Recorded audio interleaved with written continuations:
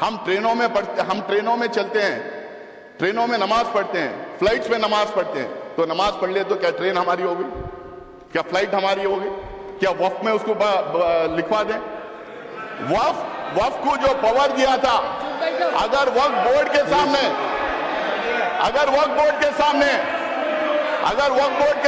कोई कंप्लेंट आता है, वक्फ बोर्ड के सामने कोई कंप्लेंट आता है तो वक्फ बोर्ड उसकी तहकीकात करती है, उसकी इंक्वायरी करती है, उसके लिए सेट रूल्स हैं। शायद किरण रिजिजू को ये बात पता नहीं कि हर स्टेट उस इंक्वायरी कैसा कराया जाए, हर स्टेट के रूल्स अलग बने हुए हैं। मैं वक्फ बोर्ड का मेंबर पिछले 6 साल से हूं सर, कर्नाटका में 6, अब 7वां साल कंप्लीट कर रहा हूं। तो वहां पे ये पूरा इंक्वायरी, तो बोले प्लीज। पूरा इंक्वायरी होने के बाद में सर्वे कमिश्नर उसको सर्वे करता है, कलेक्टर उसको चेक करता है, फिर उसके बाद में स्टेट गवर्नमेंट को जाता है, स्टेट गवर्नमेंट उसको वेरीफाई करती है, उसके बाद में उसके बाद में सरकार उसको गेजेट करती है। उसके बावजूद भी अगर कोई संतुष्ट नहीं है तो ट्राइब्यूनल में जा सकता है। अगर वहां भी कोई अगर वहां भी उसके खिलाफ अगर डिसीजन जजमेंट आता है, अगर वहां पे वो कन्विंस नहीं है तो वो कोर्ट में जा सकता है। आज ये कह रहे हैं कि कोर्ट में रिव्यू नहीं कर सकते, कोर्ट में बिल्कुल रिव्यू कर सकते हैं। अगर कोर्ट में रिव्यू नहीं कर सकते तो हाई कोर्ट में और सुप्रीम कोर्ट में वो के इतने केसेस कैसा हो रहे हैं, हाई कोर्ट में और सुप्रीम कोर्ट में। माननीय गृह मंत्री कुछ कर जी प्लीज। मान्यवर, मैं सदस्य को बीच में टोकना नहीं चाहता, शायद वो भोले भाव से गलत इंफॉर्मेशन सदन के सामने रख रहे हैं। कल कोई सीए एनआरसी की बात कर रहा था, ये अमित शाह जी बैठे हैं, जब उस हाउस में हम लोगों ने सवाल किया था तो इन्होंने बोला था क्रोनोलॉजी से समझिए, ये सिर्फ सीए नहीं है, इसके साथ एनआरसी और एनपीआर जुड़ेगा। जब इनसे सवाल पूछा गया था तो बोले नहीं, इससे लिंक्ड है। आप कह रहे हैं कि हम धर्म के आधार पे हम किसी की सिटीजनशिप छीन नहीं रहे। मैं आगे बताऊंगा और पार्लियामेंट के पटल पे मैं देखूंगा किस तरह से अलग अलग समुदाय में ये भेदभाव कर रहे हैं, किस तरह से ये टारगेटेड लेजिस्लेशन है, किस तरह से ये अनफेयर लेजिस्लेशन है, किस तरह से ये मुसलमानों के खिलाफ का लेजिस्लेशन है। आप बार बार कह रहे थे मुसलमानों के खिलाफ नहीं है। भारतीय जनता पार्टी ये कहती है कि हम रहमान खान कमेटी रिपोर्ट को एग्जामिन करके हम उसको इंप्लीमेंट करने का काम करेंगे। 2014 में ये लोग सरकार में आ गए, 2014 से 2024 तक इनको समझ में नहीं आया कि ये ड्रैकोनियन लॉ है, इनको ये समझ में नहीं आया कि कम्युनिटी को अपील करने के लिए लाया गया है। 2024 में फिर ये बिल इनको 2024 में इनको याद आ गया, वक्फ बोर्ड ड्रैकोनियन लॉ है, कम्युनिटी को अपील कर रहे हैं। 2024 में याद आया। क्यों 2024 में याद आया? 10 साल क्यों आपको याद नहीं आया? सिर्फ ये नहीं, पूरा गोदी मीडिया लग गया इनके सपोर्ट में। इनका जो फेक फैक्ट्री है बीजेपी की, जो आईटी सेल है, पूरी लग गई। ये कह रहे मिस इंफॉर्मेशन फैलाने में। मंदिरों के नीचे मस्जिदें ढूंढने का काम करते हैं। आज अगर हमारे देश में हम खोदना शुरू कर देंगे, इतिहास में पीछे चले जाएं, तो किसके नीचे क्या क्या मिलेगा किसको पता है।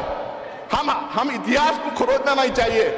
बाकी के सारे देश आगे बढ़ने का काम कर रहे हैं, तो हमें इतिहास में जाके खोदने का काम शुरू किए हैं। यहां पे भी उसका प्रोविजन कर दिए। आज किरण रिजिजू जी आप यहां कह रहे थे, भाई हम लोगों ने, सर कौन है सर, आप बीच में। Motion moved the motions for consideration of the Waqf amendment bill 2025 and the Musliman Waqf Repeal Bill 2025 are now open for discussion. I now call upon the members whose names have been received for participation in the discussion. Dr. Syed Nasir Hussain, 20 minutes.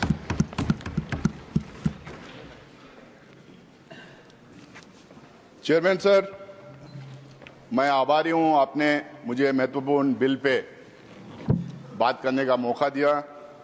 और मेरी party और आप मिलके मुझे JPC का सदस्य भी बनाया था। कल लोकसभा में जितनी भी बहस हो रही थी मैं बड़े गौर से सुन रहा था। हमारे ऑनरेबल मिनिस्टर किरण रिजिजू जी ने काफ़ी बातें वहाँ पे रखी, आज भी यहाँ पे रखी। कल हमारे देश के गृह मंत्री भी वहाँ पे काफ़ी बात रखी। उन्होंने कहा कि ये बिल 2025 का नहीं आता अगर 1995 का एक्ट और 2013 के अमेंडमेंट्स नहीं आते। मैं आपके माध्यम से पूरे देशवासियों को ये बताना चाहता हूं, जब 1995 में ये बिल आई थी और 2013 में जब ये अमेंडमेंट्स आए थे, जो आज भारतीय जनता पार्टी ये क्लेम कर रही है कि कांग्रेस पार्टी ने ये ड्रैकोनियन लॉस लाई थी, कांग्रेस पार्टी ने एक कम्युनिटी को अपीज करने के लिए लाई थी, ये कॉन्स्टिट्यूशन से परे है, ये जो आज बड़ी बड़ी बात ये कर रहे हैं और इसका बेसिस बनाए आज के बिल का। मैं इनसे पूछना चाहता हूं कि 1995 में आप क्यों इस बिल का समर्थन किए थे? 1995 में अडवाणी साहब यहां पे थे, मुरली मनोहर जोशी जी थे, सुषमा स्वराज जी थे, अरुण जेटली जी थे, राजनाथ सिंह जी थे, सारे के सारे कंसेंसस के साथ 1995 का वक्फ बिल पास किया था। 2013 में जब ये अमेंडमेंट्स आए थे, जब भी कंसेंसस से पास किया गया था। 1995 में लोकसभा में भारतीय जनता पार्टी की तरफ से बंडारू दत्तात्रेय जी ने अपनी बात रखी थी और राज्यसभा में सिकंदर बख्श जी ने अपनी बात रखी थी। अपनी बात रखने के टाइम पे दोनों भी इस बिल का पूरा समर्थन किया था। उसके बाद में लोकसभा में भी उसके बाद में इनके 2009 के मैनिफेस्टो में भारतीय जनता पार्टी ये कहती है कि हम रहमान खान कमेटी रिपोर्ट को एग्जामिन करके हम उसको इंप्लीमेंट करने का काम करेंगे। उसी रहमान खान कमेटी के रिपोर्ट के रिकमेंडेशंस के बेसिस पे और आज ये जो बार बार कह रहे हैं सच्चर कमेटी रिपोर्ट, जिस कमेटी के रिपोर्ट को इन टोटो इन्होंने खारिज किया था, उनके खिलाफ क्या क्या इन्होंने नहीं कहा था, उस कमेटी के रिपोर्ट के खिलाफ इन्होंने क्या क्या नहीं किया था। हम लोगों ने रहमान खान कमेटी रिपोर्ट और सच्चर कमेटी की रिपोर्ट के आधार पर जब 2013 में अमेंडमेंट्स लाए थे, उस टाइम पे इनके तरफ से लोकसभा में शाहनवाज हुसैन जी, राज्यसभा में मुख्तार अब्बास नकवी जी अपनी बात रखते हुए उन 2013 के अमेंडमेंट को पूरी तरह से सपोर्ट किया था। मैं इन लोगों से पूछना चाहता हूं, अगर ये ड्रैकोनियन लॉ था, अगर ये किसी एक कम्युनिटी को अपीज करने का मामला था, अगर ये कॉन्स्टिट्यूशन के परे थे, तो आपने क्यों सपोर्ट किया था? क्यों कंसेंसस के साथ आपने ये बिल पास करने दिया था? आज 2013 के बाद सर 2014 में ये लोग सरकार में आ गए। 2014 से 2024 तक इनको समझ में नहीं आया कि ये ड्रैकोनियन लॉ है। इनको ये समझ में नहीं आया कि कम्युनिटी को अपीज करने के लिए लाया गया है। 2024 में फिर ये बिल इनको 2024 में इनको याद आ गया, वक्फ बोर्ड ड्रैकोनियन लॉ है, कम्युनिटी को अपीज कर रहे हैं। 2024 में याद आया। क्यों 2024 में याद आया? 10 साल क्यों आपको याद नहीं आया? 2024 में इसलिए याद आया क्योंकि 400 का नारा इनको दिए थे, 240 में निपट गए थे। इनको बिल्कुल मेजॉरिटी नहीं मिली थी। इनको अब समझ में नहीं आ रहा कैसा अपना वोट बैंक बढ़ाएं।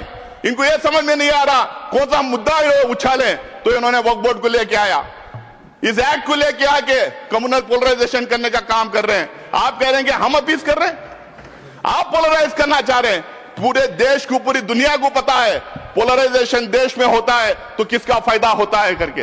कौन पोलराइज करता है, कौन धर्म की राजनीति करता है, कौन किसी एक कम्युनिटी को विलन बना के उसके खिलाफ में एक नैरेटिव बिल्डअप करने का काम करता है। और ये पूरी बिल मैं दावे के साथ कह सकता हूं और पूरे में तत्व के साथ, लॉजिक के साथ यहां पे अपनी बात रखूंगा, ये बिल टोटली फॉल्सिटी पे है, ये मिस इन्फॉर्मेशन कैंपेन पे है। एक नैरेटिव बिल्डअप करने की पिछले 4 महीने से 6 महीने से कोशिश की गई है। इसमें सिर्फ ये नहीं, पूरा गोदी मीडिया लग गया इनके सपोर्ट में। इनका जो फेक फैक्ट्री है, बीजेपी की जो आईटी सेल है, पूरी लग गई ये कह रहे मिस इन्फॉर्मेशन फैलाने में। मैं इनके सारे जितने ये मैं भी जो बात किया मैं आपके सामने टेबल पे रखता हूं सर। आप कह रहे हैं, आप रिजिजू कह रहे हैं कि हम ट्रांसपेरेंसी लाएंगे, गरीब को मदद करेंगे, हम वक्फ बोर्ड को ताकत देंगे, हम वक्फ बोर्ड को कुछ शक्ति देंगे। भैया आप 10 साल पावर में थे, क्या किए?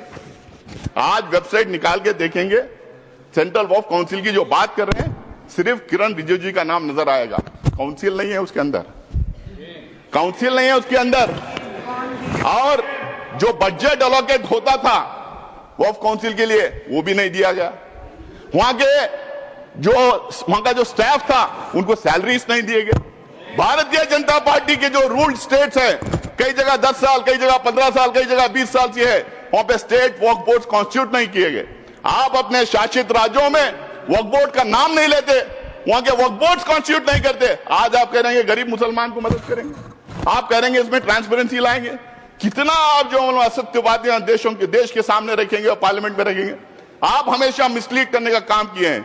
हर एक चीज जो ये बोल रहे हैं, इसमें ये सत्य से दूर है और देश को गुमराह करने के लिए, मिसलीड करने के लिए ये बातें यहां पे कर रहे हैं। सर, किरण रिजिजू जेपीसी की बात की, कल जगदम्बिका पाल साहब जेपीसी की बात की, बहुत सारे भारतीय जनता पार्टी के नेताओं ने जेपीसी की बात की। जेपीसी गठित हुई, आप लोगों ने मुझे भी सदस्य बनाया था, मौका दिया था वहां पे काम करने का। पहले जब शुरू हुआ, स्टेक होल्डर्स आने लगे, एक्सपर्ट्स आने लगे, एकेडमिशियंस आने लगे, तो उसमें 97-98% लोग आके बिल के खिलाफ बात रखे। उन्होंने तर्क दिया, उन्होंने रीजंस दिया।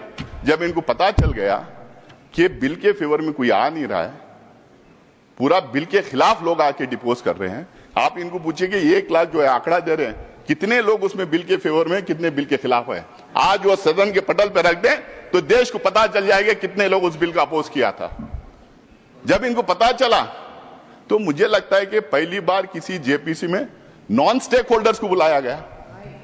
नॉन स्टेक होल्डर्स, जिसको वक्फ से कुछ लेना देना नहीं है, ना वो दान दे सकता है, ना उसका मेंबर बन सकता है, जिसको वक्फ के बारे में पता नहीं है, कोई नॉलेज नहीं है, और कुछ ऐसे थे एक्सट्रीमली कम्युनल स्टेटमेंट्स आके वहां पे दे रहे थे। तो ये माहौल क्रिएट करने के लिए, बिल के फेवर में सपोर्ट ड्रम अप करने के लिए जेपीसी में लोगों को बुलाया गया था। आज ये बार बार ये कह रहे हैं कि जेपीसी के रिकमेंडेशंस लाए हैं, जेपीसी के रिकमेंडेशंस लाइए। इनको पूछिए क्लॉज बाय क्लॉज उसमें डिस्कशन हुआ था, उसमें क्लॉज बाय क्लॉज डिस्कशन हुआ था। किसी भी जेपीसी का ये मिनिमम बेसिक रिक्वायरमेंट होता है कि वहां पे अमेंडमेंट्स के लिए जो भेजा गया है उसका क्लॉज बाय क्लॉज डिस्कशन होना है। मुझे लगता है कि पहली बार ये 75 years of parliamentary democracy in India में जेपीसी में क्लॉज बाय क्लॉज बिना डिस्कस किए अमेंडमेंट बुलडोज करके इन्होंने लेके आया है। वो पूरी जेपीसी के रिकमेंडेशंस नहीं थे, वो पूरी जेपीसी के रिकमेंडेशंस नहीं थे, वो एनडीए के एमपीज के रिकमेंडेशन थे, वो थोपे हुए रिकमेंडेशन थे। वहां पे अंतर ज्यादा नहीं था, 1-2 एमपीज का अंतर था। आप उठा के जेपीसी की रिपोर्ट में देख ले कितने फेवर में किए, कितने खिलाफ किए। हमारा एक भी रिकमेंडेशन उसमें लाया नहीं गया है। तो अगर वही आपको करना था, जो स्टेक होल्डर जो आए थे, जो वहां पे डिपोज किए थे इसके खिलाफ में, उनका सुझाव नहीं लेना था, अपोजिशन के एमपीज का सुझाव नहीं लेना था, जेपीसी गठित ही नहीं करना था।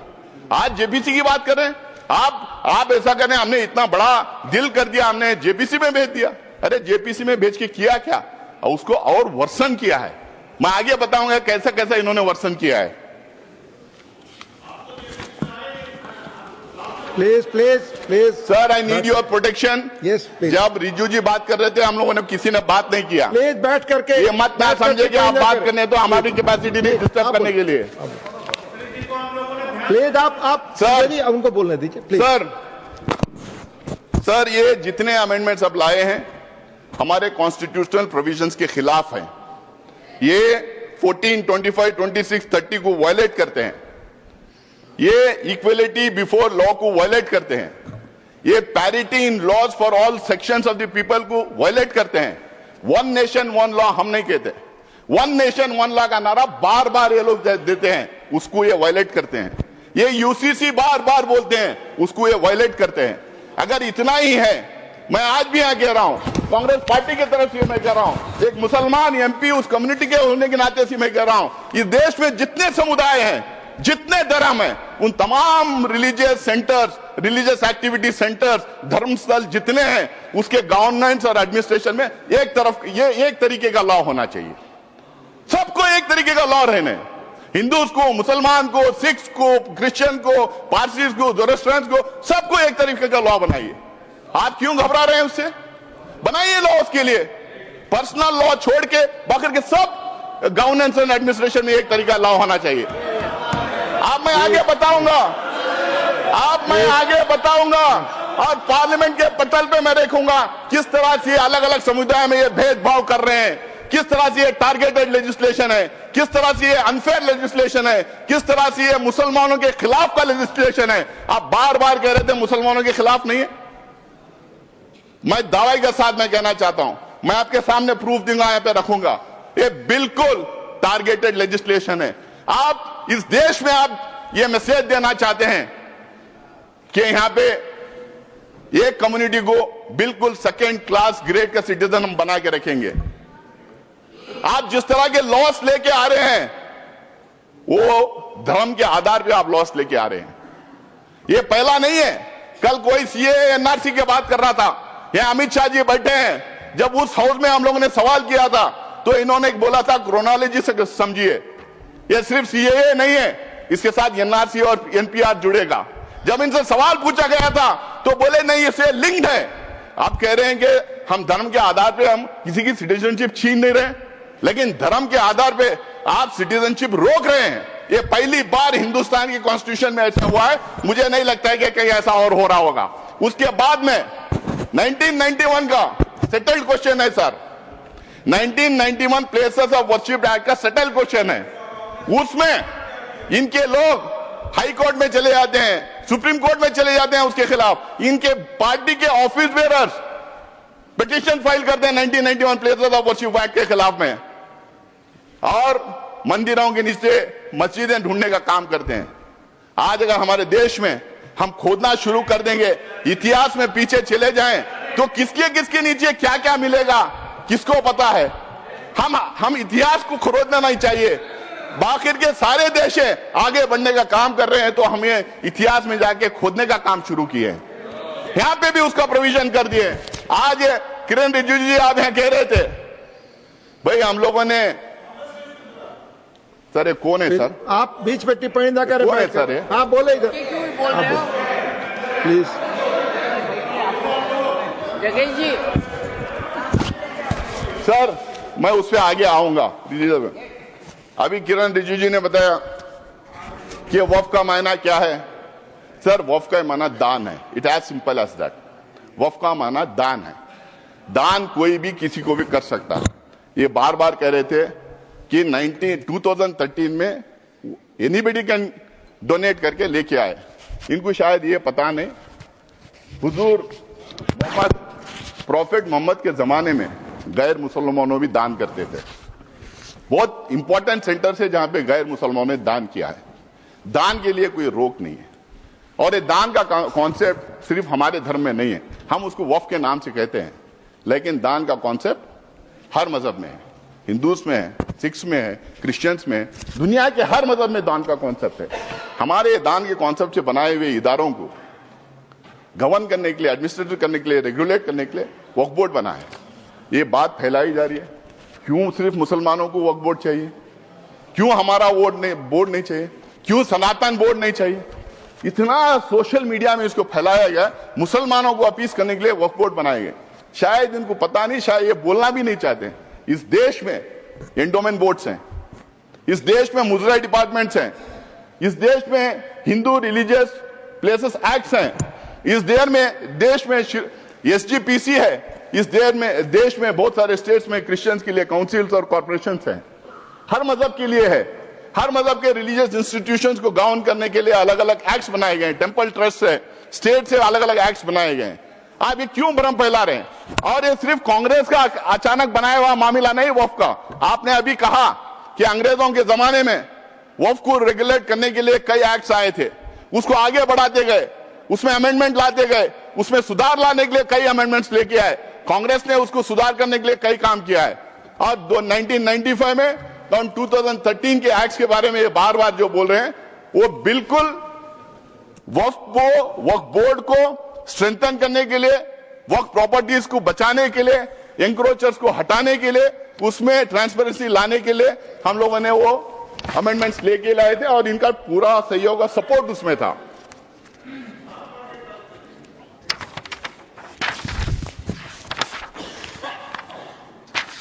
सर, इसमें बार बार ये कहा जा रहा, आज भी ये कह रहे हैं कि वक्फ बोर्ड, ये सबसे बड़ा एलिगेशन वक्फ बोर्ड के खिलाफ है सर, और सबसे बड़ा मिस इन्फॉर्मेशन फैलाया गया है। आज भी यहां पे बोल रहे थे कि वक्फ बोर्ड कोई भी जमीन को अपनी जमीन डिक्लेयर कर सकती है। क्या हिंदुस्तान में लॉ नहीं है? क्या रेवेन्यू रूल्स नहीं है? क्या प्रॉपर्टी रूल्स नहीं? मतलब कहीं पे भी हम टवल डाल दें और हमारी बना लें? हम ट्रेनों में चलते हैं, ट्रेनों में नमाज पढ़ते हैं, फ्लाइट्स में नमाज पढ़ते हैं, तो नमाज पढ़ ले तो क्या ट्रेन हमारी हो गई? क्या फ्लाइट हमारी हो गई? क्या वक्फ में उसको लिखवा दें? वक्फ को जो पावर दिया था, अगर वक्फ बोर्ड के सामने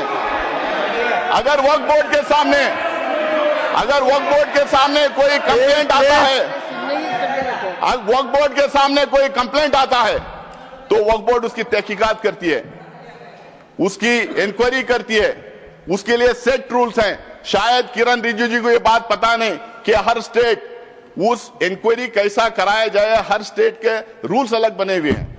मैं वक्फ बोर्ड का मेंबर पिछले 6 साल से हूं सर, कर्नाटका में 6, अब 7वां साल कंप्लीट कर रहा हूं। तो वहां पे ये पूरा इंक्वायरी तो बोले प्लीज।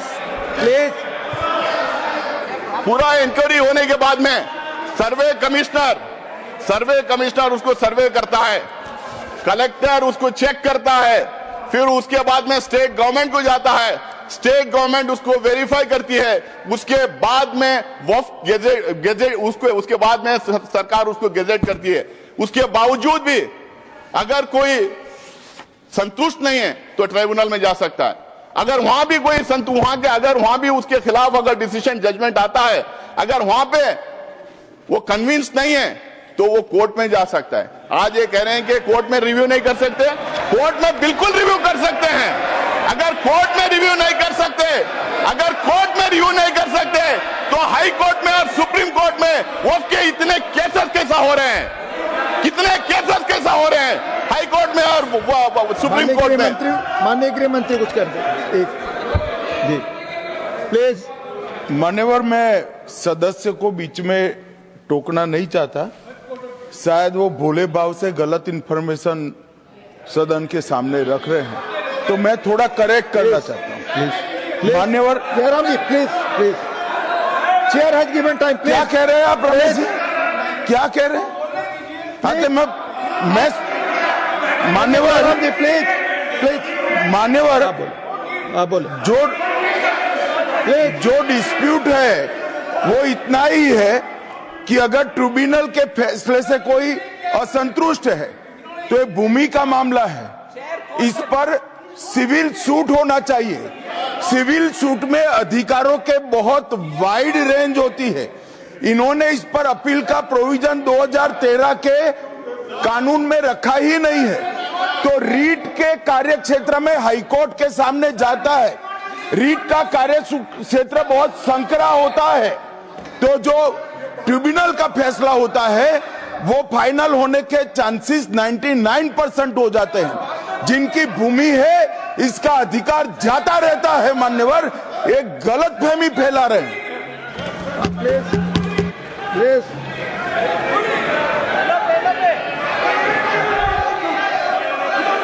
ये आप ही को दे रहे हैं, आप सुनते नहीं सर, आप ही को कह रहा हूं मैं। सॉरी, अब शुरू की।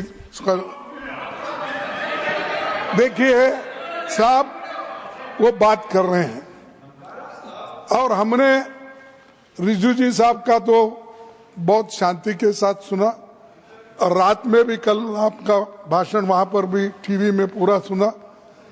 कम से कम वो जो उन्होंने तैयारी करके लाए हैं, उन्होंने भी पढ़ के आए, वो तो कोई ऐसे वैसे बात नहीं कर रहे हैं। इसके ऊपर गंभीरता से अध्ययन करके वो आए हैं, उनका फ्लो बीच में चले जाता, विचार चले जाता। तो इसलिए मैं आपसे कृपा करके विनती करता हूं, उधर के लोगों को टोकना बंद करने के लिए कहो। जो कुछ कहना है वो अपनी बात उत्तर में कहे, मैं यही चाहता हूं। अब उनको कंट्रोल करिए। Doctor Syed Naseer Hussain, please please. Sir, tribunal के बारे में इन्होंने कहा, रिजू जी ने, कि 2 थे, उन्होंने 1 बढ़ा दिया। 2013 में भी 3 ही थे, 2013 में भी 3 ही थे, 2013 में भी इस्लामिक स्कॉलर डोमेन एक्सपर्ट थे। बल्कि इन्होंने अभी कर दिया कि रिटायरिंग या सर्विंग, पहले हम लोगों ने सर्विंग जज को रखते थे। भ्रम में फैलाया जा रहा था कि वक्फ का ट्रिब्यूनल है, वक्फ कॉन्स्टिट्यूट करती है, लेकिन स्टेट गवर्नमेंट कॉन्स्टिट्यूट करता है, वक्फ बोर्ड नहीं कॉन्स्टिट्यूट करती है। ये भ्रम फैलाया जा रहा है। सर, इन्होंने एक नया प्रोविजन लाया, बोला कि सिर्फ मुसलमान दान कर सकता है, और दूसरी बात इन्होंने बोला कि 5 साल का प्रैक्टिसिंग होना। अब ये तो था पहले, जेपीसी को जाके आने के बाद अब ये कह रहे हैं कि उसको डेमोन्स्ट्रेट करना चाहिए। पहले तो प्रधानमंत्री कहते थे कि हम कपड़ों से पहचान लेते हैं, आप कैसा पहचानेंगे, हम कैसा डेमोन्स्ट्रेट करेंगे, कौन से कपड़े पहनना पड़ेगा, मैं टोपी पहन के जाऊं या दाढ़ी लगा के जाऊं, या कोई मेरे घर में सीसीटीवी कैमरा लगा के देखेगा मैं नमाज पढ़ रहा हूं या नहीं पढ़ रहा हूं, मस्जिदों में सीसीटीवी कैमरा लगाएगा, या और कोई तरीका होगा कि 5 साल प्रैक्टिसिंग मुस्लिम है या नहीं पता करने के लिए, या नहीं। कोई रिजू जी से मैं पूछना चाह रहा हूं, क्या एक दूसरा डिपार्टमेंट खोलेंगे कि ये आइडेंटिफाई करने के लिए प्रैक्टिसिंग मुस्लिम है या नहीं, और वो जो सर्टिफिकेट देंगे उस पे भी मोदी जी का ठप्पा रहेगा कि ये मुसलमान है या नहीं करके बोल के। हाँ, मोदी जी की फोटो भी लगा देंगे उस सर्टिफिकेट पे। Sir, Waqf by user, sir Waqf by user की बात, तो सबसे बड़ा मार जो इस बिल में ला रहे हैं वक्फ बाय यूजर, क्यों ये ला रहे हैं सबको पता है। इनकी सारी की सारी जो है निगाह संपत्ति पे है, जमीन पे है, लैंड पे है, धारावी पे में किसको दिया है उन्होंने, करोड़ों के भाव पे किसको दिया। कल मैं टीवी डिबेट पे था, एक जेपीसी की मेंबर थी इनकी मेरे साथ में, वो कह रही थी कि हम लैंड मोनेटाइज करेंगे। तो समझ में आ गया, मोनेटाइज करके किसको देंगे। तो वक्फ बाय यूजर का मतलब क्या है सर।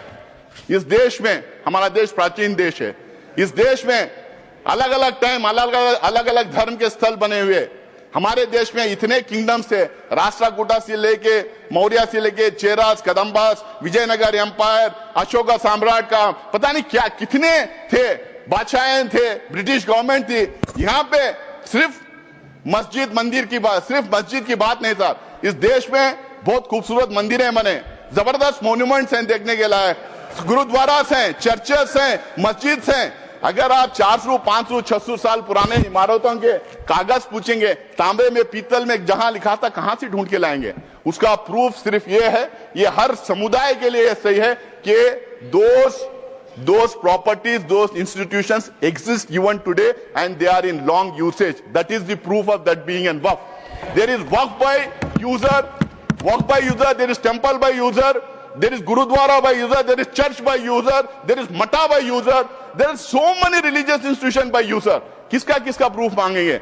जब हमने बोला तो ये बोले कि हम प्रोस्पेक्टिवली अब ये करेंगे, रेट्रोस्पेक्टिवली नहीं देखेंगे। भाई जो रजिस्टर्ड नहीं है वक्फ बाय यूजर, अगर 200-300 साल पुरानी है तो उसको कैसा मानेंगे आप ये कह रहे हैं कि और दूसरा उसमें ये बोल रहे हैं कि डिस्प्यूटेड है। तो मैं प्लेसेस ऑफ वर्शिप टैग की बात कर रहा था, अगर डिस्प्यूटेड है, गवर्नमेंट है, तो फिर हम नहीं करेंगे। बट डिस्प्यूटेड कैसा है, डिस्प्यूटेड तो एक ही थी, वो बोले थे अयोध्या का मसला छोड़िए बाकी के पूरे इसमें आ जाएंगे। आप कैसा डिस्प्यूटेड, पुराने इदारों के डिस्प्यूट कैसा हो जाएगा। ये खोज रहे हैं बार बार देश में दंगे फसाद करवाने का, ये डिस्प्यूट लड़ना, दंगे फसाद करवाना, अपना वोट बैंक क्रिएट करने की राजनीति कर रहे हैं वक्फ बाय यूजर को निकाल के।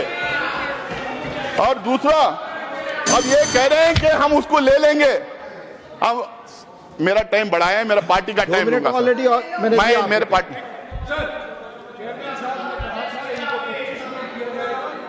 पार्टी का समय बाकी है, इनको 25 मिनट दीजिएगा। नहीं, और उससे ये ज्यादा चेयरमैन साहब ने कहा था। Please please please. तो सर अब एक बोलिए 25 मिनट सर, क्या समय- 30 मिनट? समय यहाँ 20 मिनट नहीं, लिखा हुआ है। देखो साहब, मैं 20 मिनट के बाद रात के कृपया समय देखिए। मैं ऑलरेडी माननीय एलओपी ऑलरेडी बोलने से अतिरिक्त समय दिया मैंने। प्लीज आप मैं ले रहा हूं सर। आप बोलिए। सर दूसरा सर, आप ये कह रहे हैं कि वक्फ बाय यूजर ऐसा ही रहेगा जो रजिस्टर्ड है, और दूसरी तरफ कह रहे हैं कि पोर्टल हम नया ला रहे हैं और उस पोर्टल में हर एक वक्फ को फिर दोबारा रजिस्टर करना पड़ेगा। भाई वक्फ बाय यूजर वो रजिस्टर्ड हो गया तो सीधा उठा के डाल लीजिए उसमें, आप फिर दोबारा उनको क्यों रजिस्ट्रेशन करें? आप चाह रहे हैं कि फिर वो दोबारा पेपर उससे मांगे, आप पेपर ना दें, फिर आपके लोग जाके दंगा फसाद करें और आपका वोट बैंक बढ़ता रहे। ये आपका वो है। सर तीसरा ढांचे की बात कर रहा हूं मैं। ये बहुत जोर जोर से रिजू जी बोल रहे थे कि ये सेक्युलर कैरेक्टर है वक्फ बोर्ड का। वक्फ बोर्ड का सेक्युलर कैरेक्टर है। वक्फ बोर्ड सिर्फ एडमिनिस्ट्रेशन और गवर्नेंस नहीं देखती है, वक्फ बोर्ड रिलीजियस अफेयर्स में भी दखलंदाज करती है, रिलीजियस अफेयर्स भी देखती है। अगर आपको इतना ही है, अगर आप कह रहे हैं, अगर मैं आपकी बात भी मान लो तो मैं आपसे पूछना चाहता हूं, क्या हिंदू रिलीजियस एक्ट के तहत जो इंस्टीट्यूशंस बने, एंडोमेंट एक्ट, मुजराई department, places of Hindu religious places act, SGPC और अलग अलग समुदाय के जो इदारे जो बने हैं, क्या उसमें एक मुसलमान, एक सिख, एक बुद्धिस्ट, एक जैन को आप रखेंगे? क्या मुझे रखेंगे आप उसमें? आप मुझे रखेंगे आप उसमें? ये बिल्कुल मेरे राइट के खिलाफ है। जो कॉन्स्टिट्यूशन मुझे जो राइट देता है उसके खिलाफ है, और इसको लेके काफी जजमेंट भी है। दूसरा सर, मैं उसके सारे को, और ये जो कह रहे हैं, और ये जितने यहाँ पे हैं, यहाँ पे Bihar Hindu religious trust act, Madras Hindu religious and endowment act, Orissa का, तमिलनाडु का, उत्तर प्रदेश का, आंध्र प्रदेश का, सब में साफ लिखा जाता है कि सिर्फ और सिर्फ हिंदू वहां रहेंगे और कोई और दूसरे मजहब का आदमी नहीं रहेगा। जब वहां पे वो एक्ट में ही है तो यहां कैसे आप दूसरे लोगों को देंगे? आप एक्चुअली क्या प्रूव करना चाह रहे हैं? आप लाके क्या हमारे ऊपर भरोसा नहीं? क्या हम काबिल नहीं हमारे इंस्टीट्यूशंस को चलाने के लिए? आप हम लोग को सेकेंड ग्रेड सिटीजन बनाना चाह रहे हैं? हमारे ऊपर स्पाइंग करना चाह रहे हैं आप?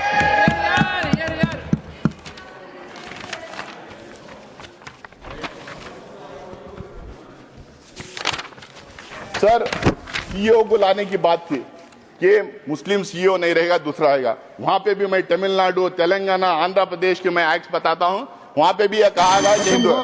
Sir finally sir please finally नहीं, मैं थोड़ा टाइम लूंगा, खत्म करें। नहीं फाइनली अब 25 मिनट हो गए sir. Finally sir finally please do not take sir नहीं फाइनली 3-4 इश्यूज के बारे में बोलूंगा सर।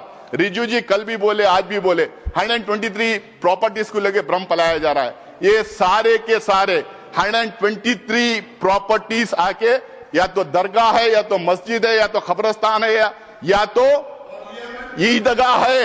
ये झूठ है। ऑथेंटिकेट करो, धन्यवाद, ऑथेंटिकेट करो। उसकी लिस्ट में आपको देना चाह रहे हो ऑल 120 और इसको धन्यवाद आपकी बात सर। जयराम जी, धन्यवाद, Jayram ji, another 5 minute, doctor Radha, another 5 minute, doctor Radha Mohan Das Agarwal. नहीं आपकी बात माननीय जो भी असंसदीय शब्द अगर आप इस्तेमाल करेंगे वो रिकॉर्ड में नहीं होगा। Please please